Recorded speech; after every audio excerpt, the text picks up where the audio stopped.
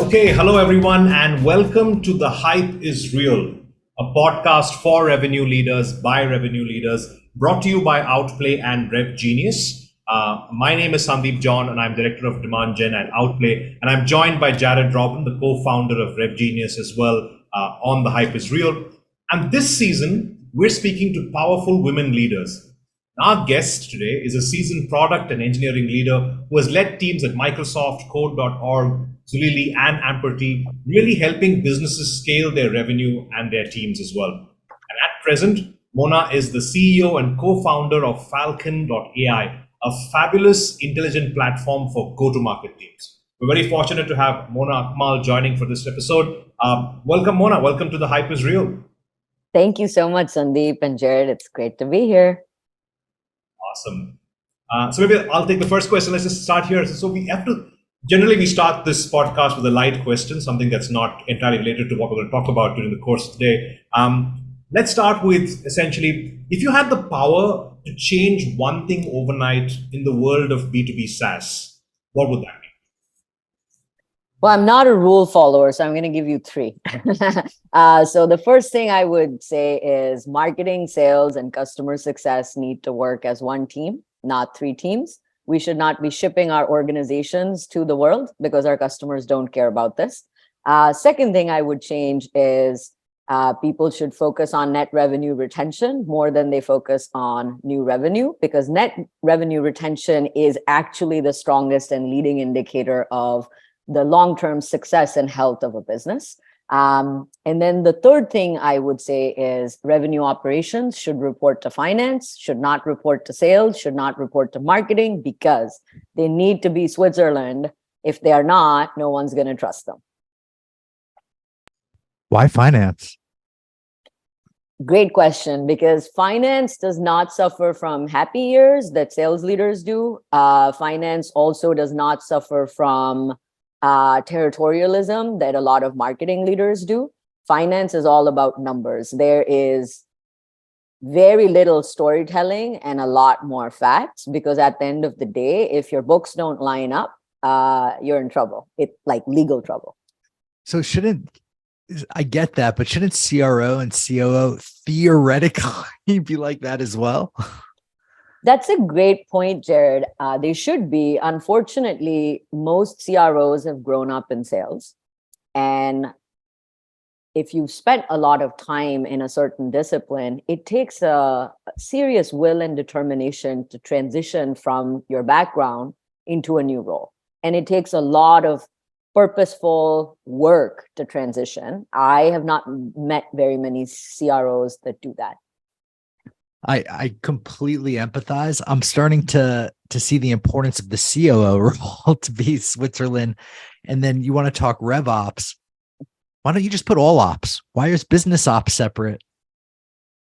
I completely agree. And I think the CEO is actually also a great place for operations to live, including revenue operations. So yeah, if you have a strong COO, and again, this is where we want to make sure that our COO is not someone who is motivated by process and rhythm of business meetings, and more motivated by running the engine that is a company.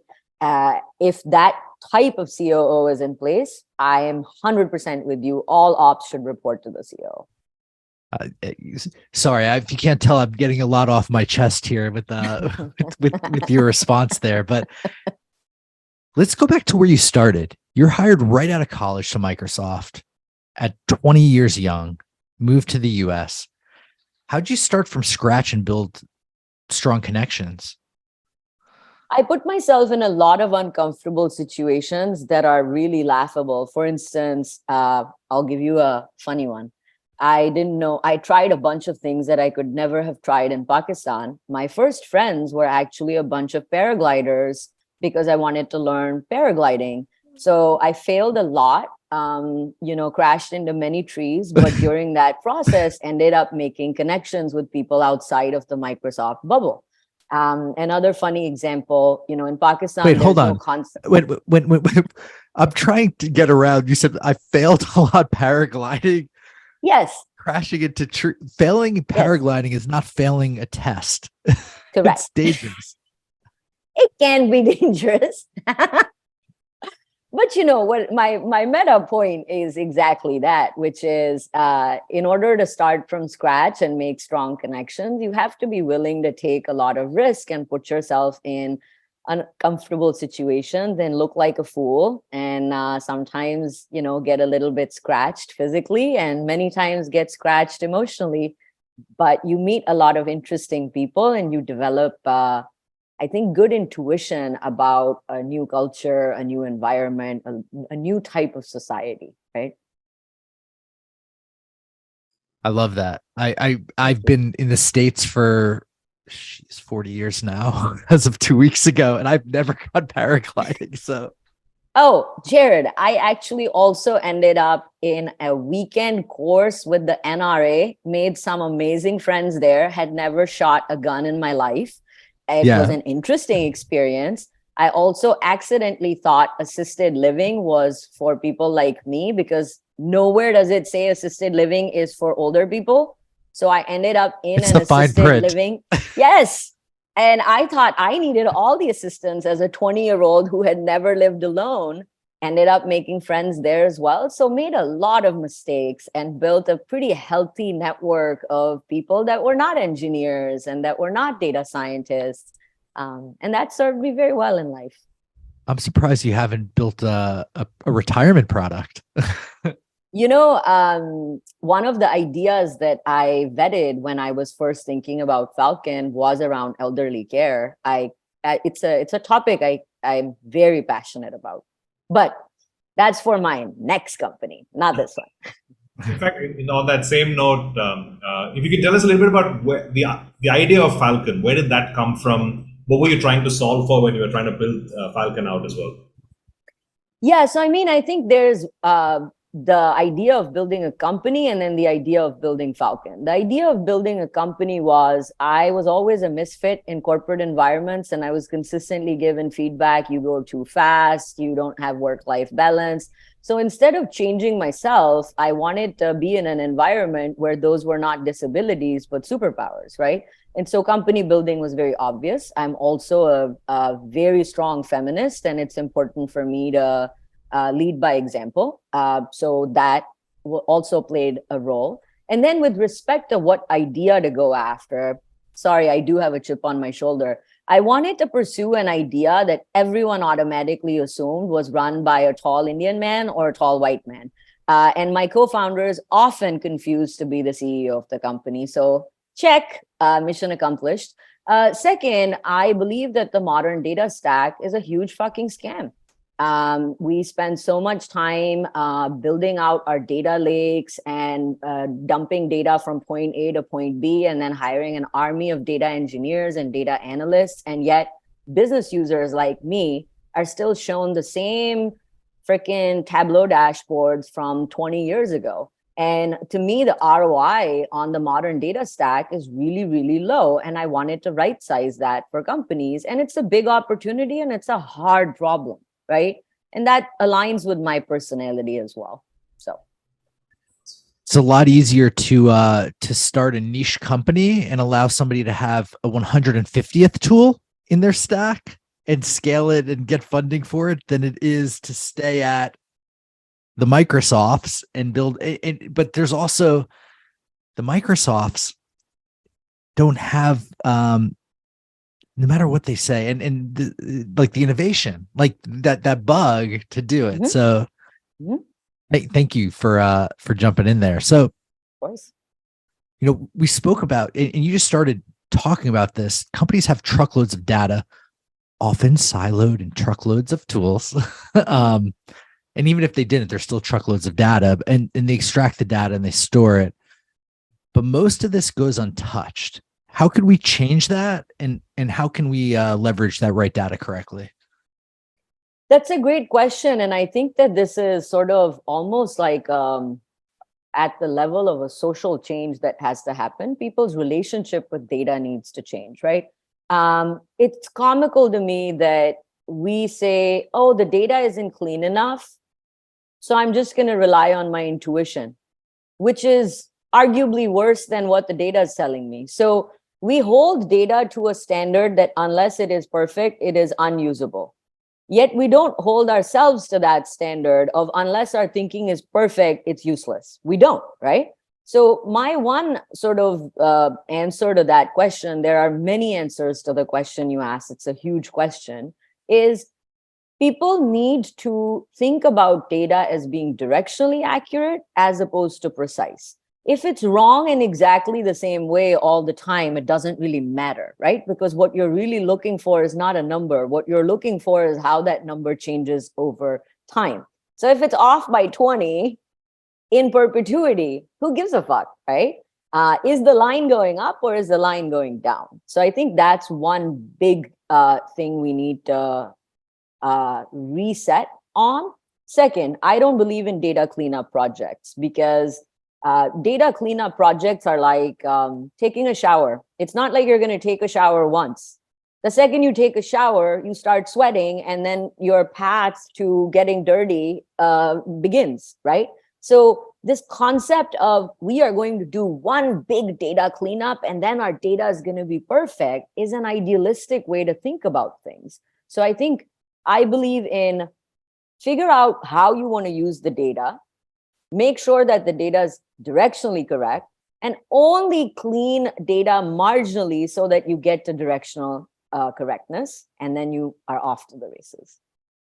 One of my favorite new quotes is all models are wrong, but some are useful. I love that. I love that. That's awesome.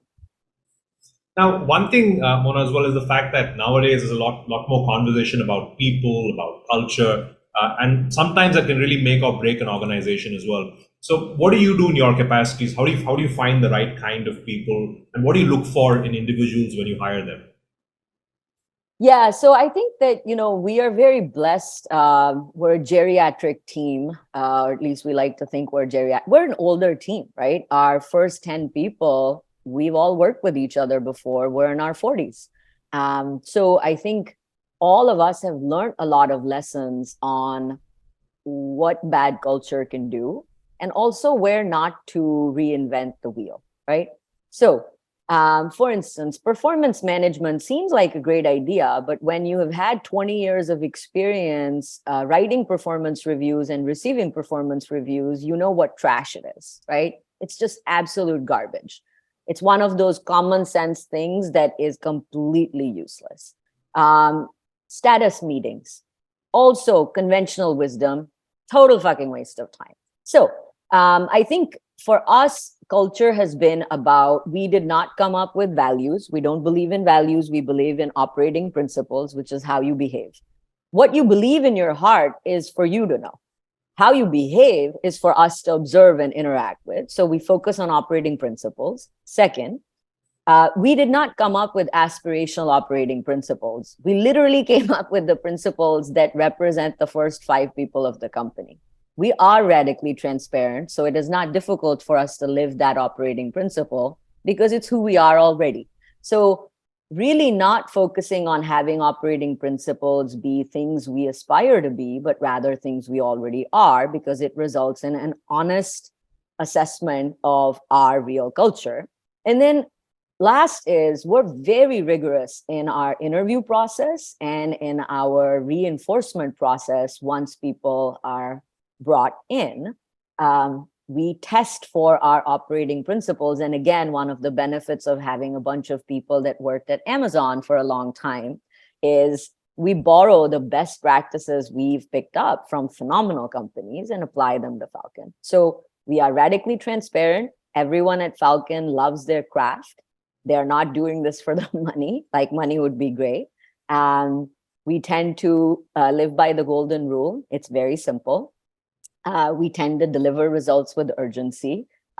If you've ever worked with me, you know I'm going 1,000 miles a minute, and that is lived. And I think it's made a huge difference because often, last point, when new people come in, when they observe that the way a company behaves is not in line with its operating principles, it gives them permission to also not align with the operating principles. But if they come into a company and they see everyone around them is already working with this code of conduct, it's so easy to assimilate people into our culture. So would you agree that value metrics are tied to having a successful PLG strategy, product-led growth, or on what basis can you set these metrics? 100% agree. If you don't know what your value metrics are from a customer standpoint, you literally don't know what the value of your product to your users is. And if you if you cannot quantify the value of your product to your end users, you're flying blind. You literally don't know what your business is, right? What are you in the business of?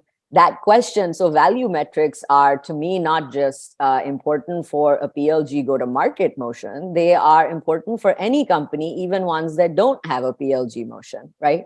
Now, I think how you assign value metrics, this is where I see a lot of people thinking machine learning is going to be an oracle and spit out value metrics for a company. Of course not. No. Machine learning is fantastic at automating things people know how to do already, not come up with predictions that human beings cannot infer from information. So I take a slightly contrarian view to how to define value metrics. I think they actually start from intuition. The best AI engine is right here behind our eyes. So what are your hypotheses about the value of your product to your end users? That's where you start. Write your hypotheses down. It shouldn't be more than 10. It's probably not 1.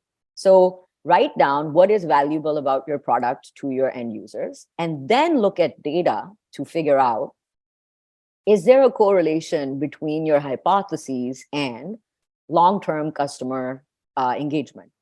If there is, your hypothesis is validated.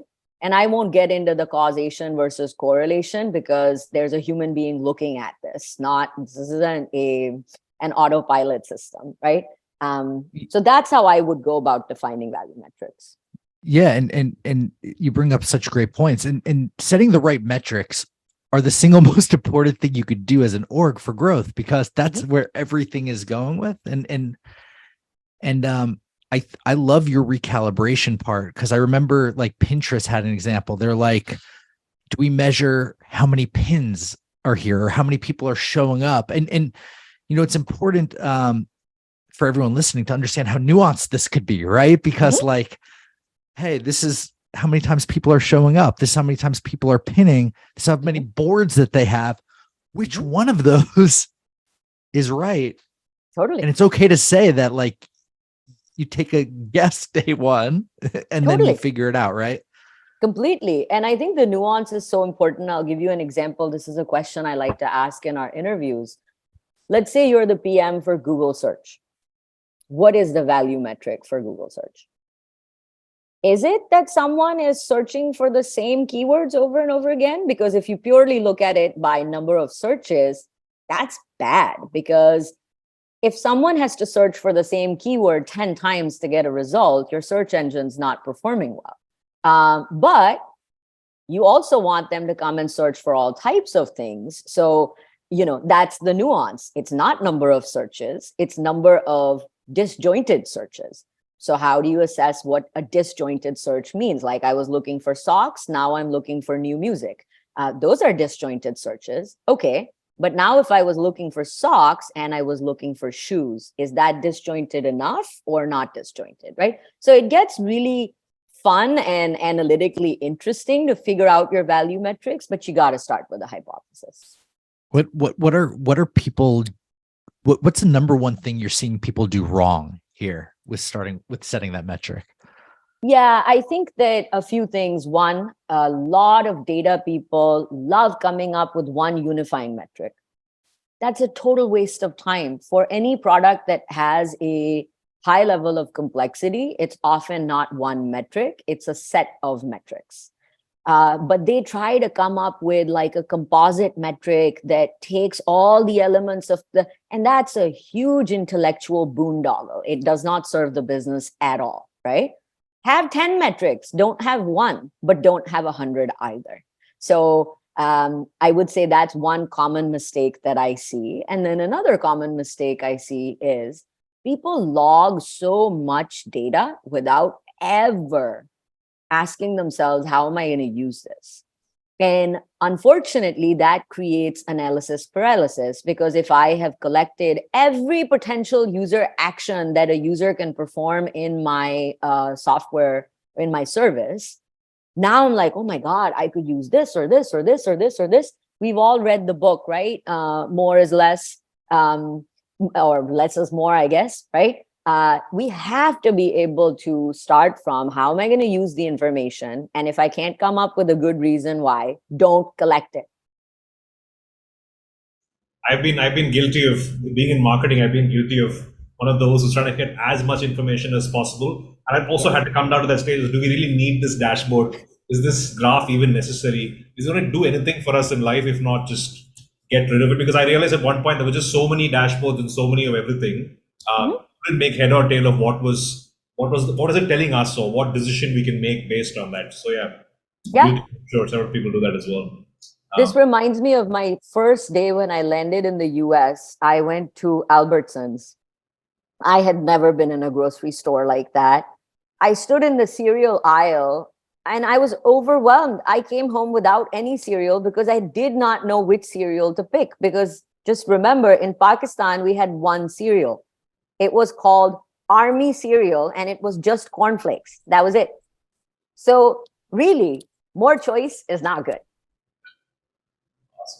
Now, we'll just probably slightly pivot to startups as well now. Now, if you have a look at startups as well, right? So according to you, when is the right time for a startup to really kick off? I mean, what should they be looked at before they go public, before they publicly open up their businesses? I think startups in infancy, there's no difference between a startup and a founder. The founder is the startup, and so on, right? So it really comes down to, is the founder ready to launch? And to me, that is a function of a few things. One, are your finances in order? Because if you're going to be in scarcity mode, if your brain is constantly thinking, I don't have enough money to support myself, I don't have enough money for health insurance, you are not in the headspace to proceed. Now, having said that, it takes a different amount of money for a person to feel comfortable, right? Some people feel comfortable with very little. Some people don't even feel comfortable when they have gazillions of dollars in the bank, right? So I think figuring out, do you feel financially whole and ready to launch? Second is, are you excited about a particular space? You don't have to have a great idea. I don't actually believe in that at all. But you have to have a strong pull to a general space, a problem space. And then the third is your life in a place where you feel anchored and supported? Because you're about to go on the journey of a lifetime, right? You will be depressed, you will be anxious, you will be stressed out. So, if you're going through a divorce at home and you have like all kinds of crises happening in your life, at least I wouldn't be able to succeed as a founder in building a company. So I think feeling like other aspects of your life are feeling grounded and settled. That way you can dedicate, your best self to your company. Awesome. Great advice. As somebody who was months away from being able to be kicked out of their apartment, living on my dad's bed, with unemployment checks coming in, thank you, U.S. government. That was a positive, although very, very late, living off a little bit of savings from my mom who passed away. I could tell you that comfort is not always there, but it's a good point. Like comfortable in yourself, right? Like I had a higher tolerance for risk than probably most, because that whole story I just gave, that wasn't even the worst. Like, not that I had a hard life, I just somehow put myself in these uncomfortable positions, like Mona has. So definitely empathize. But like you've also spoken about how you killed bad startup ideas, right? And just can you give us a quick rundown? to the listeners or budding founders on how they can identify the good and bad in an idea, and when's the right time to finally scrap it? Yeah, so I think there's a tactical list of things you can do to vet an idea. There's also an emotional set of things, and I index more on that. I think of ideas like people you date. I'm an easily excitable person, and I genuinely like people. So there are very few people I meet where I'm thinking, oh, I don't want to spend time with this person, because I'm just curious. Ideas are like that as well. So, when you first think of an idea, you're like, oh my God, this is the best thing ever. I love this so much. You go out for dinners with your idea. You think about it all the time. Like you wake up at 2 a.m. because you're like, oh, and I could do this with this. And then here's how the world will be a better place. Sit with it for a while. Let the honeymoon period settle in and see how you feel about committing the next 5 years of your life thinking about this idea or this space. If you start to lose energy and momentum, it's not your space.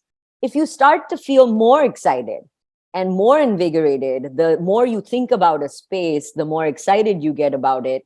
It's an indication to you that you are a good match as a founder for the idea, right?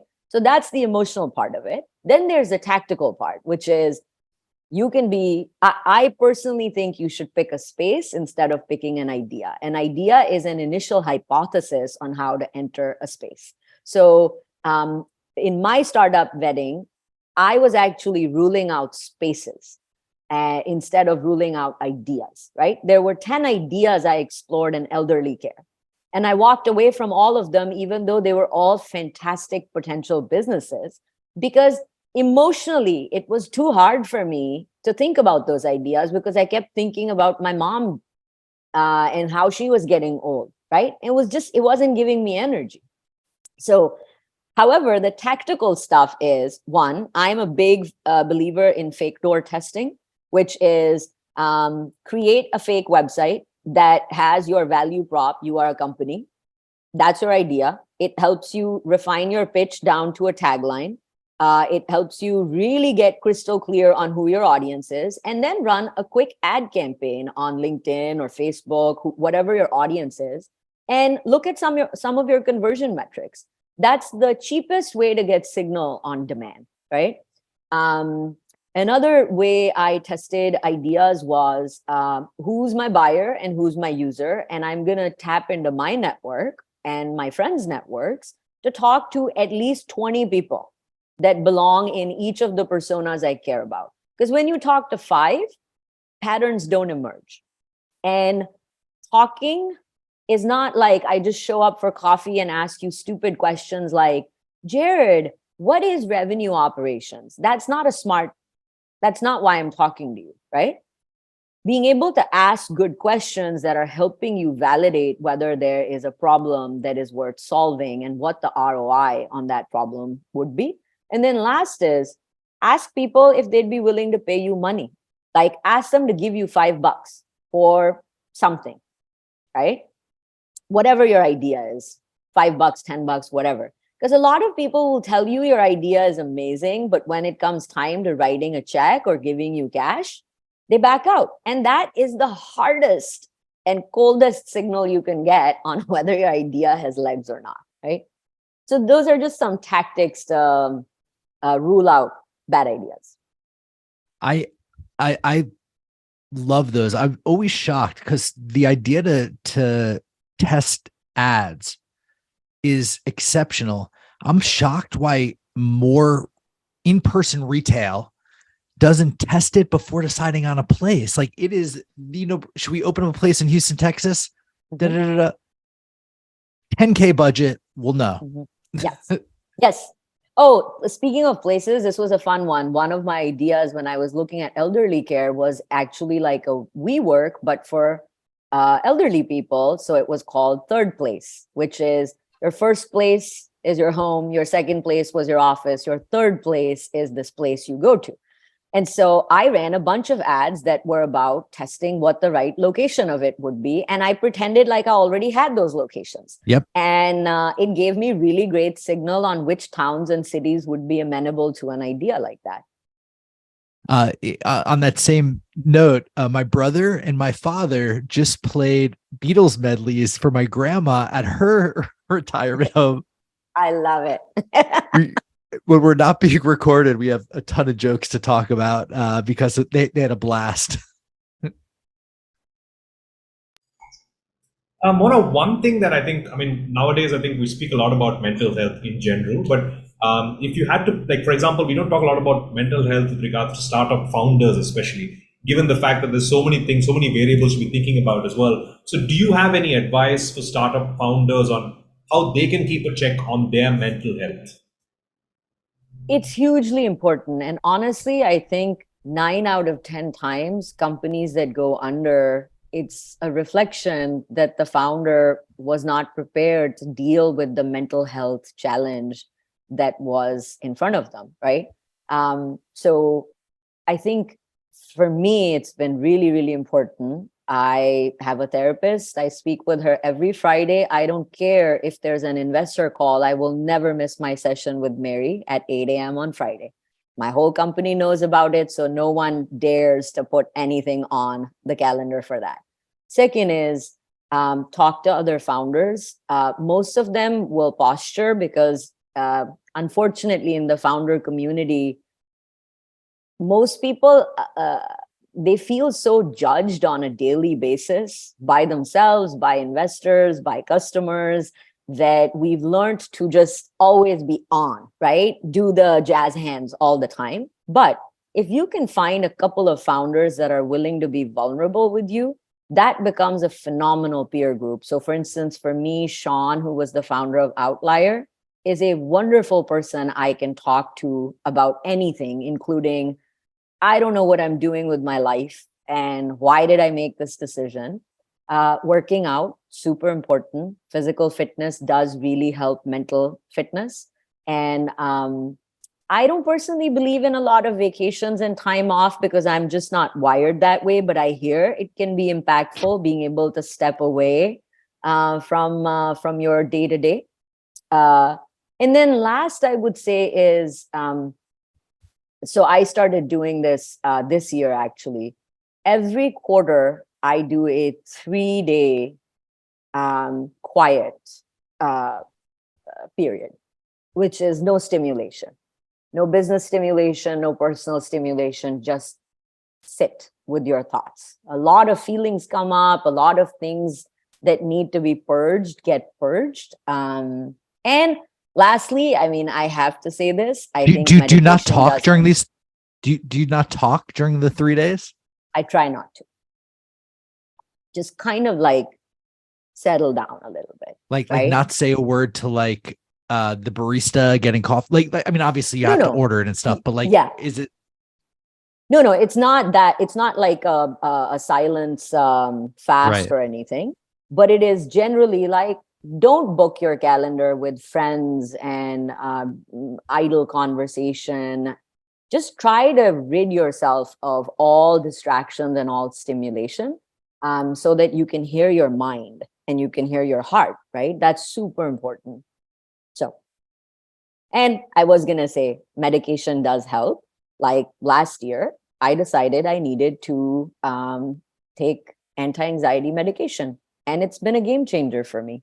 So I'm not saying it's for everyone, but use the resources that are available to you to be mentally fit, because this is a mind game, right?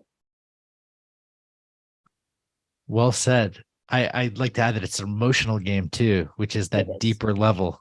Because personally, I've tried to outrun my emotions with my mind before. Mm-hmm. Yes. And I could tell you with certainty, it'll work for a period of time.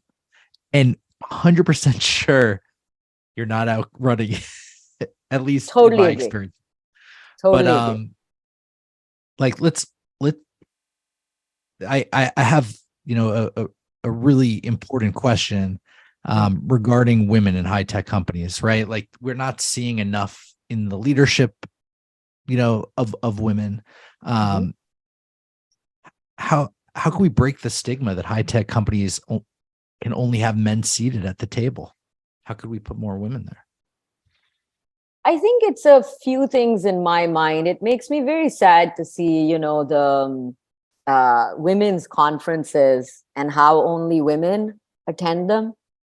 The reason why women are I not noticed that. in leadership positions is because men are not participating in the fucking conversation, right?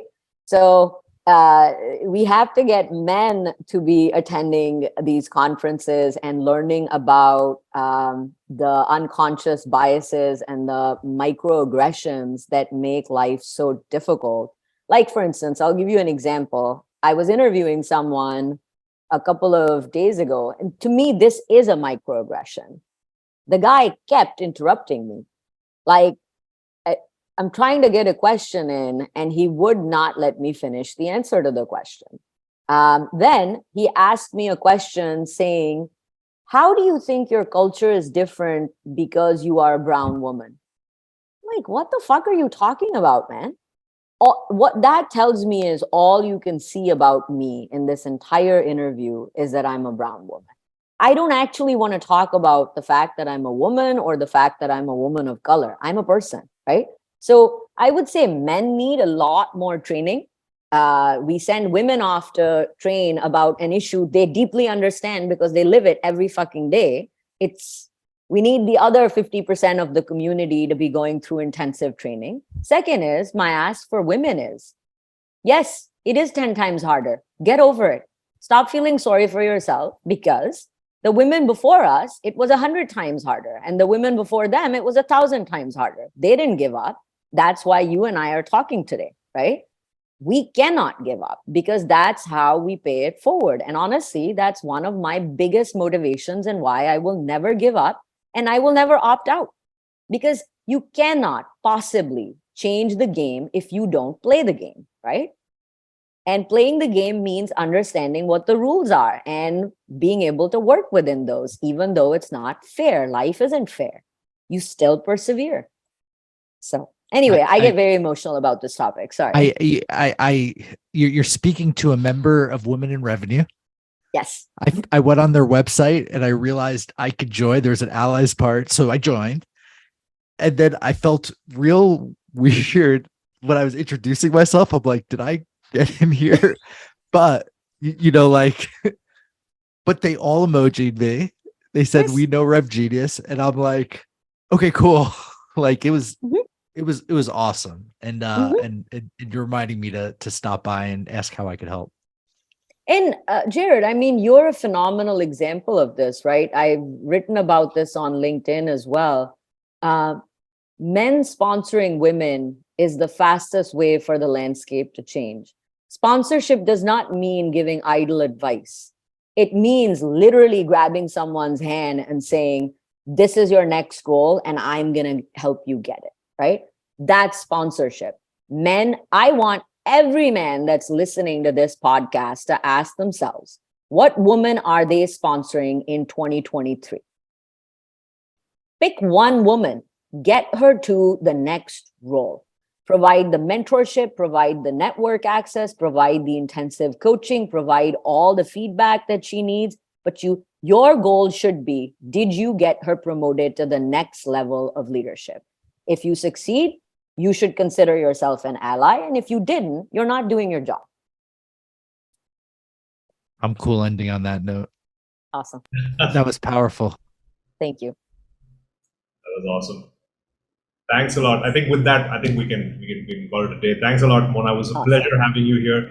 So much useful insights, and I'm sure for all of our listeners out there as well, there's so much of learning from this. Big thanks to Yeah, you. and Mona, Thank how you. could people get in touch with you? Yeah, just reach out to me at mona@falcon.ai. It's Falcon with a K. We can't afford the C. So pretty easy to remember. And I want to make a quick small announcement. Like I hold Mona in such high regard, and all the women that we've spoken to, and all the men too that we've spoken to this season and last. But right now, Falcon is like really awesome young company. she's still responding to her emails because it's not going to always be that way. She's true. going to be she as underwater she is. I know that she'll make time, and heck, I'm gonna have time with you to learn from you. I have to think about what count the things I could learn, but we'll pick one and we'll do it. Awesome. Thank you so much, guys. This was so much fun. Thank you, Mona. Thank you. Thank you.